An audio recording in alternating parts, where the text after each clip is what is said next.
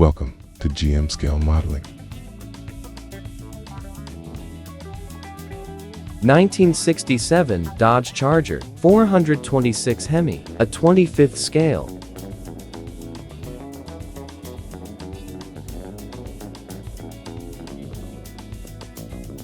The base engine was a 318 cu in 5.2L V8 with a 3-speed manual transmission, while automatic and floor-mounted manual transmissions were optional. Larger and more powerful engines were available up to the 426 cu in 7.0L Hemi V8.